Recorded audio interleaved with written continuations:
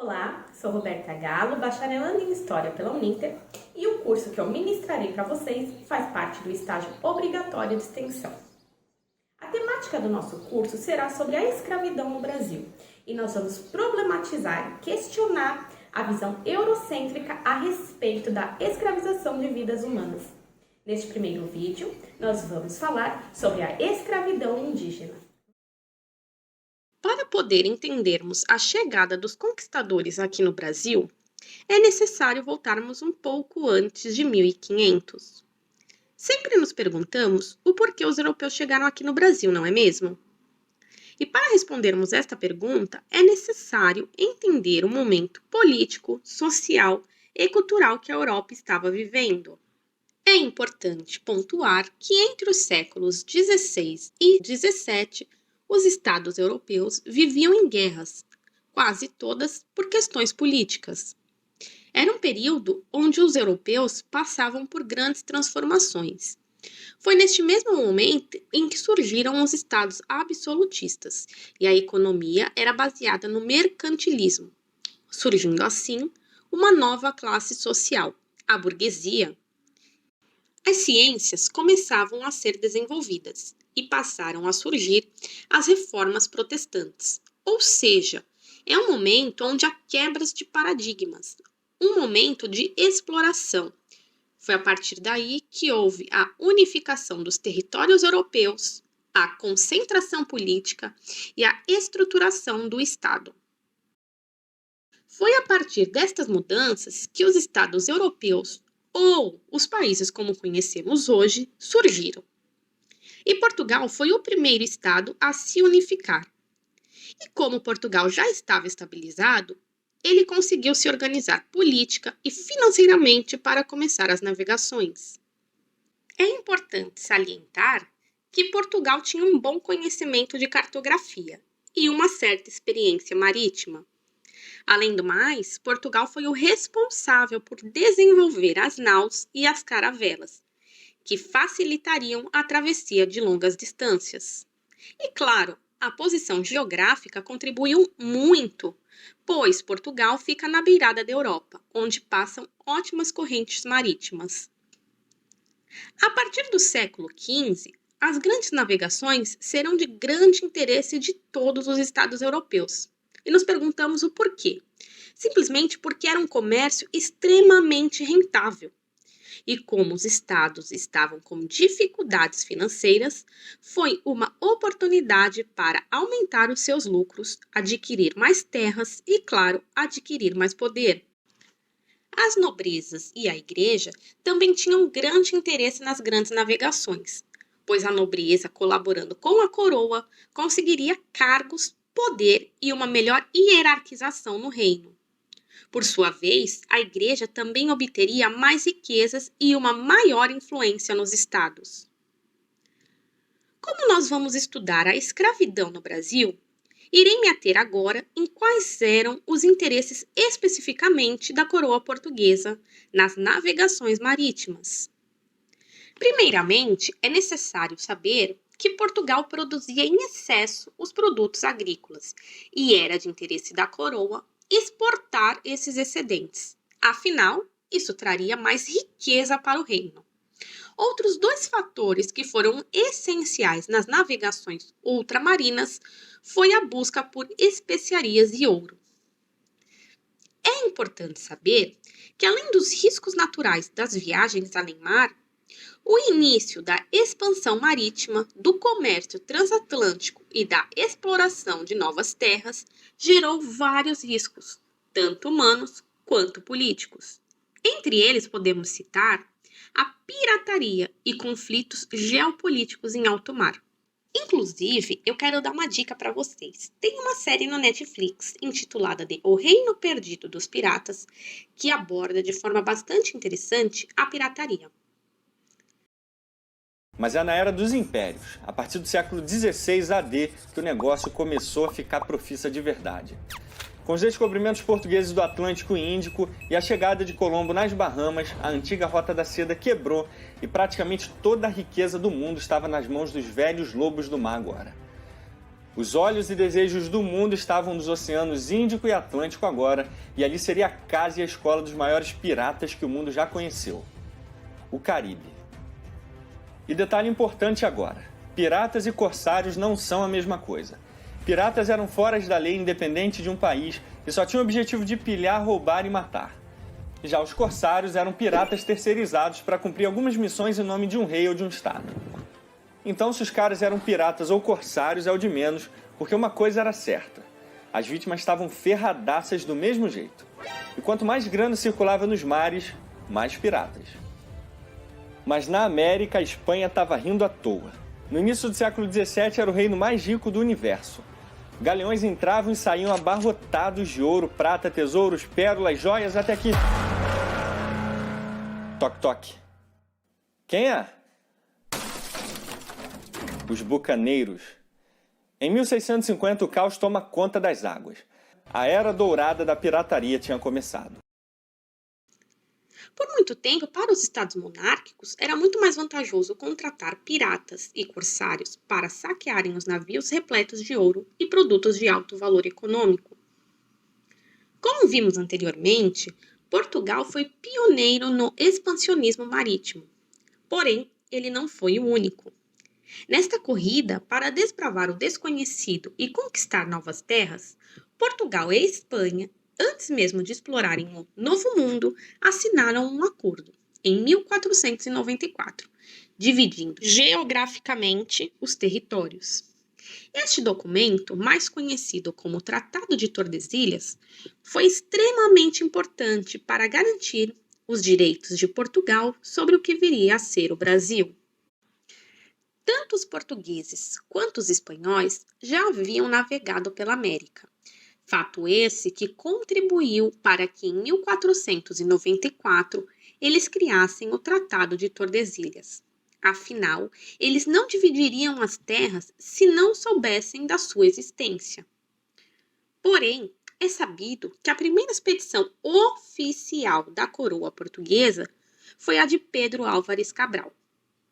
No entanto, dizem que a expedição de Cabral tentava chegar às Índias para libertar Vasco da Gama, que estava em cativeiro. Todavia, no dia 22 de abril de 1500, Pedro Álvares Cabral desembarcava no Brasil, mais precisamente no que hoje é Porto Seguro. Esta parte da historiografia é muito discutida pelos historiadores até os dias atuais. Afinal, não sabem se a chegada ao Brasil foi realmente por acaso ou se foi de maneira pretensiosa. Agora que eu expliquei tudo o que se sucedeu até a chegada dos conquistadores, vamos finalmente entender como se deu os primeiros contatos com os povos originários e o que levou à escravização indígena. A ocupação do que chamamos de Brasil ocorreu há muitos e muitos anos.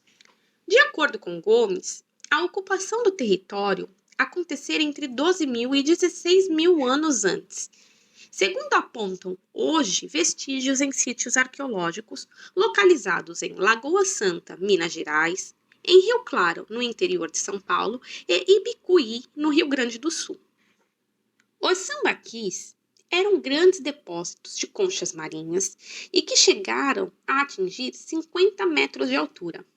Isso indica para nós que entre 5.000 e 2.000 anos atrás, havia uma grande concentração de seres humanos nesta faixa litorânea, que vai do Rio de Janeiro até o Rio Grande do Sul. Durante muito tempo, estes depósitos nos informavam que a base da economia sambaqui era somente na coleta de frutos do mar para sua própria sobrevivência. Porém, a historiografia não é imutável. E de uns anos para cá, surgiram novos estudos e evidências que os povos sambaquis mantinham uma alimentação balanceada. Segundo o jornal da USP, um novo estudo apresenta evidências de patologia oral e em resultados isotópicos extraídos diretamente dos esqueletos. As análises revelaram o consumo inesperadamente alto de recursos vegetais, ou seja, de carboidratos, entre as populações que habitaram o Sambaqui, Morro do Ouro, do litoral norte de Santa Catarina, por volta de 8.000 a 4.000 anos atrás. Os sambaquis são o resultado do trabalho de alguns dos mais antigos habitantes do Brasil, que, ao longo de centenas ou milhares de anos, construíram montes com diversos materiais, utilizando conchas como matéria-prima principal. Nos sambaquis já foram encontrados diferentes tipos de vestígios, como ossos de peixes e de tubarões, colares com pingentes e contas, utensílios como pontas de lanças e flechas, facas, anzóis e arpões, moedores e machadinhas. Também foram encontrados restos de fogueira e até mesmo esculturas de pedra com formas geométricas ou com o formato de animais, chamadas de zoólitos. Em muitos sambaquis também foram encontrados esqueletos humanos. Não posso deixar de falar que os portugueses, assim como quase todos os europeus de sua época, enxergavam que tudo que era diferente do seu modo de vida era considerado bárbaro ou inferior. Ou seja, quando os portugueses avistaram os nativos, eles acreditavam que eram povos sem fé, sem lei e sem rei, e que, portanto, precisavam ser humanizados. Os povos originários viviam em quase todo o território brasileiro, e existiam diversas etnias e troncos linguísticos. Entre os troncos linguísticos, podemos citar os dois mais conhecidos, que são o tronco linguístico tupi ou macro-tupi, que eram os povos que viviam na costa, e, como vocês podem ver na tela, havia várias ramificações, e o tronco linguístico macro-G, que viviam mais para o interior, e que, assim como o tupi, também possuíam ramificações. Portanto, quando os portugueses chegaram à Bahia, todas as regiões brasileiras já eram habitadas. Dito isso, é importante entendermos minimamente os costumes de alguns povos originários, para somente depois falarmos sobre o contato com os europeus. Conforme aponta Gomes, em 1500, os tupis, um agrupamento que incluía os tupinambás, eles ocupavam a costa brasileira, entre o estuário do Amazonas e a região de Cananéia, ao sul do estado de São Paulo. Eles eram marinheiros e nadadores experientes e fabricavam canoas com mais de 30 metros de comprimento, que transportavam mais de 60 pessoas de uma só vez. Muita gente, né? Algumas aldeias tinham 5.000 moradores. Essas aldeias eram constituídas por ocas, que eram gigantescas habitações circulares e que eram construídas com madeira e coberta com palhas. Essas ocas abrigavam em torno de 30 a 60 famílias cada uma. Os nativos praticavam caça, pesca, coleta de frutos e plantas, além da agricultura, ou seja, plantavam feijão, milho, abóbora e principalmente mandioca. Esse cultivo era feito através das queimadas da terra, ou, como era conhecido na época, de coivaras. Devido às queimadas praticadas para fertilizar a terra e obter os seus alimentos, a vida útil era relativamente curta e, portanto, depois de 2 ou 3 safras, o solo esgotava-se e era necessário uma nova área para plantar. Descentralizadas e igualitárias, vivendo da caça, pesca e agricultura de subsistência, e em sua maioria seminômades, mudando suas aldeias de local conforme os recursos naturais fossem se esgotando, permitindo, mesmo que involuntariamente, a recuperação natural do solo abandonado. As habitações eram geralmente coletivas, chamadas de ocas, variavam de tamanho e forma entre as tribos, mas normalmente eram dispostas em torno de um espaço cerimonial, onde realizava-se todo tipo de atividade diária, além de celebrações e ritos conduzidos por pajés e anciões. As tribos eram formadas por laços de parentesco e afinidades, e mantinham contatos com outras comunidades através de relações de comércio, cooperação, casamentos, alianças e também de guerras, que eram comuns entre as sociedades indígenas. Como já citado, havia diversas etnias habitando o solo brasileiro. Porém, para o nosso presente estudo, iremos focar no território litorâneo. Ainda de acordo com Gomes, além dos tupis e dos guaranis, o território litorâneo era pontilhado por outros agrupamentos indígenas, como os goitacazes, na foz do rio Paraíba, os Aimorés no sul da Bahia e norte do Espírito Santo e os Tremembés entre o Ceará e o Maranhão. Porém, apesar de serem povos distintos, eles possuíam algumas semelhanças. Por exemplo, os Tupinambás e os Aimorés, que escravizavam os adversários capturados em guerras e comiam suas carnes no ritual antropofágico. No entanto, os Aimorés tornaram-se inimigos ferozes dos portugueses. Um exemplo claro disso foi que no ano de 1570, a coroa portuguesa publicou a primeira lei que proibiria a escravização indígena. Esses indígenas foram excluídos do benefício, ou seja, eles poderiam continuar sendo caçados, capturados e explorados como escravos. Vale pontuar que antes mesmo de existir essa lei, como veremos mais à frente, todos os outros nativos continuaram sofrendo com a constante exploração pelos europeus. Pero! Bom apetite! Bora mambaba! O que fazem aqueles índios levando cadáveres de prisioneiros? Temos o hábito nesta terra de deixar levar os seus prisioneiros. São inimigos dos portugueses que destruíram essas aldeias e mataram as suas famílias. Os búlgares têm o ritual de comer os cadáveres, meu príncipe, como forma de provar a si mesmos que estão unidos e fortes. Não entendo tal costume. Os primeiros grupos étnicos que tiveram contato com os portugueses foram os tupiniquins, que pertenciam ao grupo linguístico tupi e que viviam quase que em sua grande maioria na costa brasileira. Os indígenas do grupo linguístico tupi utilizavam-se do termo tapuias para identificar quem falava outro idioma. Veremos agora um trecho da Carta de Pero Vaz de Caminha, que é um dos primeiros documentos que descrevem bem os indígenas. A feição deles é serem pardos, maneira de avermelhados, de bons rostos, bons narizes, bem feitos. Andam nus, sem cobertura alguma.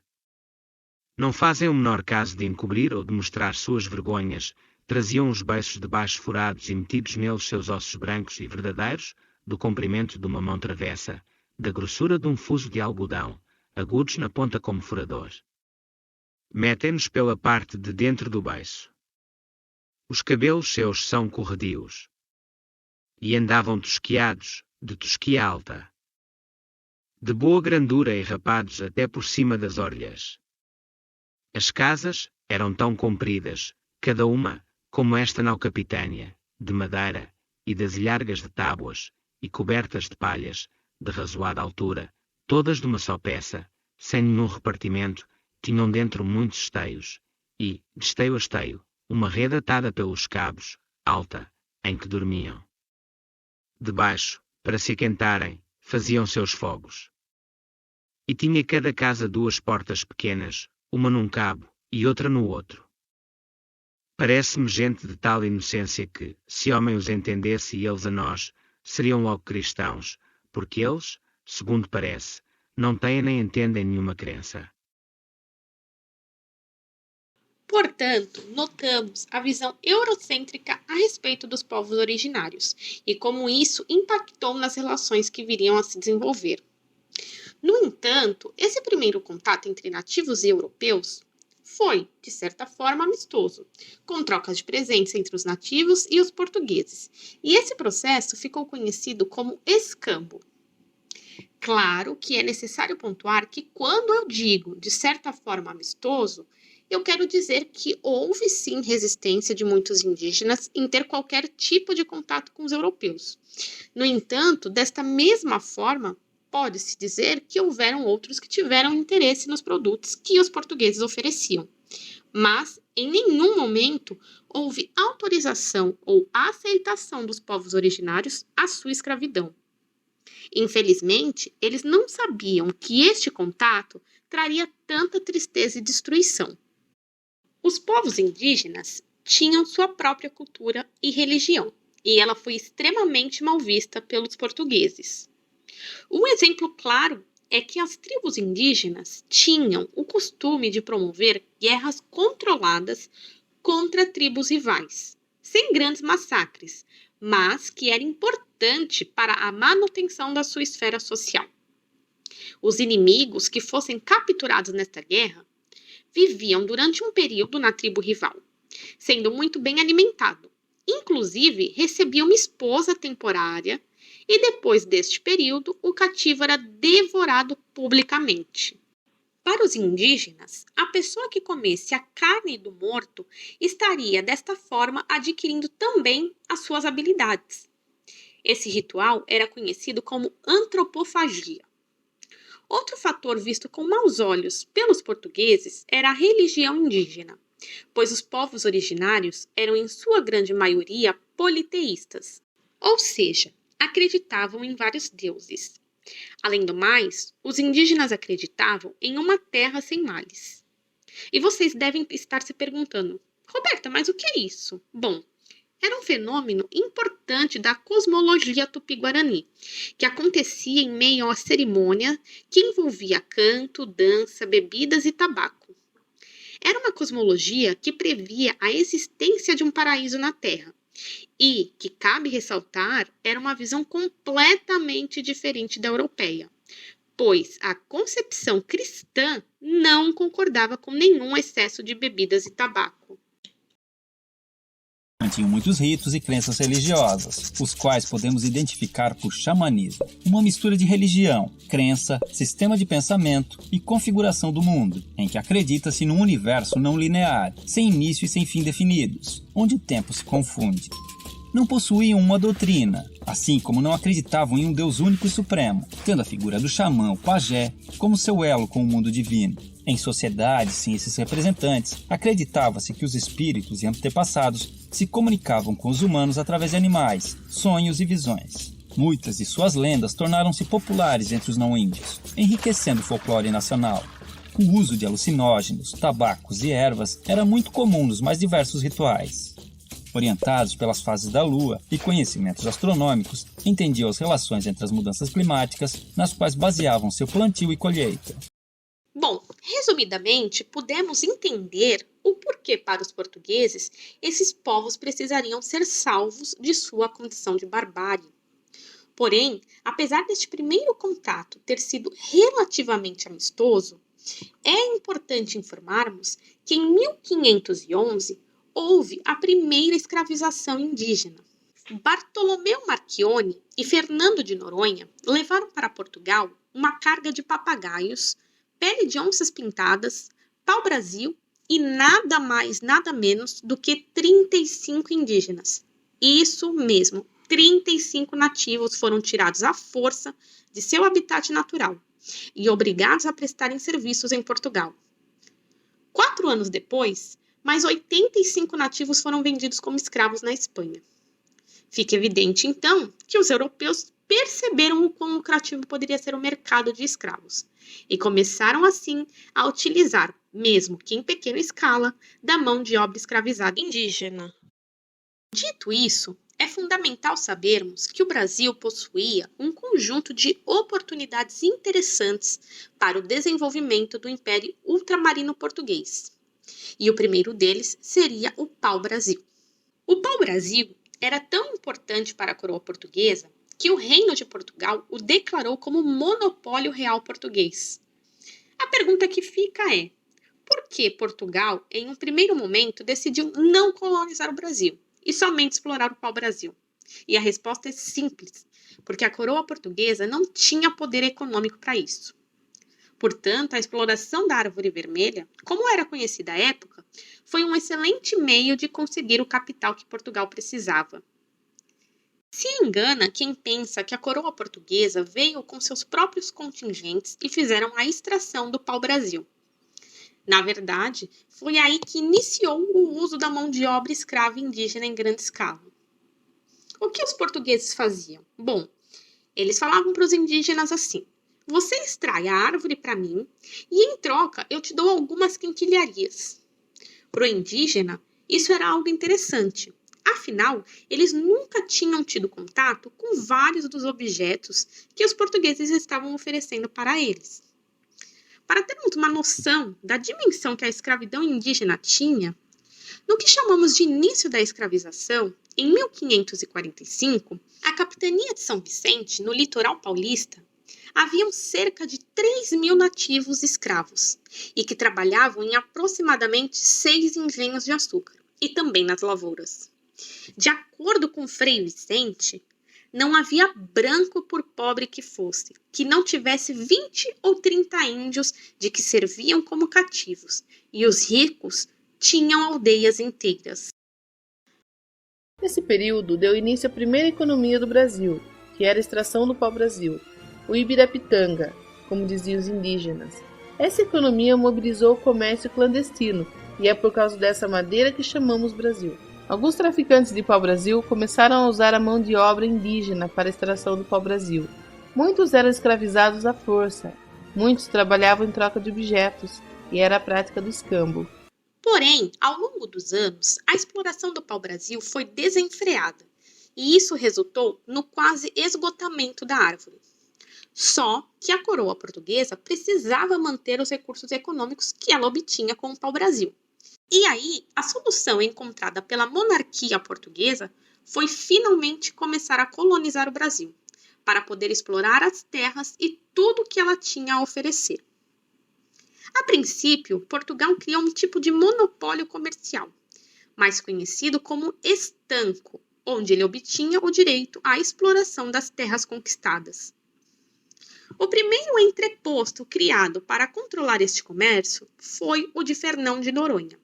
No entanto, de início, esse sistema não foi tão eficiente, já que a costa brasileira era muito grande e eles não conseguiam controlar tudo. E era algo extremamente necessário, uma vez que os outros países europeus souberam da existência do Brasil e das oportunidades de conseguirem aumentar seu capital, eles passaram a invadir alguns pontos da costa brasileira. Logo, era necessário que Portugal criasse postos estratégicos para voltar a ter monopólio total da terra que conhecemos hoje como Brasil.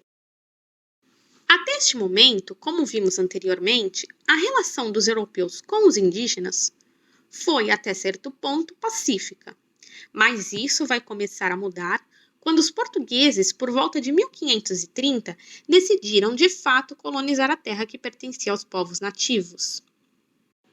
A coroa portuguesa percebeu o valor que as terras brasileiras possuíam e precisavam, desta forma, controlar, ou melhor dizendo, explorá-la. Portanto, no ano de 1532, Martim Afonso de Souza, seguindo as ordens de Portugal, fundou a primeira colônia, São Vicente. Mas, como percebemos, o reino de Portugal precisava de mais. E então, Dom João III decidiu dividir o Brasil em 15 partes, chamando-as assim de capitanias hereditárias. Bom, mas Roberto, o que são essas tais capitanias hereditárias? Pois bem, as capitanias hereditárias nada mais eram do que pedaços de terra em que os capitães donatários administravam. Essas capitanias poderiam ser divididas em sesmarias, que eram terras livres doadas a colonizadores para o cultivo. A intenção da coroa portuguesa era ocupar o território brasileiro, fundar e povoar colônias e, é claro, instalar atividades econômicas como a produção de açúcar e gado. As capitanias foram uma forma de administração territorial do Império Português, uma vez que a coroa, não podendo investir, distribuiu as terras aos nobres, chamados de donatários. O vínculo jurídico entre o rei de Portugal e cada donatário era estabelecido em 2 documentos, a Carta de Doação, que conferia a posse, e a Carta Foral, que determinava direitos e deveres. Ai, Jesus, eu preciso trabalhar. Donatário era a autoridade máxima dentro da própria capitania, tendo o compromisso de desenvolvê-la com recursos próprios, embora não fosse seu proprietário. Como pudemos perceber, a chegada dos primeiros portugueses não foi meramente acidental. Na verdade, era interessante para a coroa portuguesa ocupar e povoar o território brasileiro. Veremos na próxima aula como iniciou o processo de povoamento português em solo brasileiro e como iniciou-se o uso de mão de obra escravizada indígena. Obrigado por me acompanharem até aqui. Eu espero vocês para continuarmos nossa aventura por este período histórico.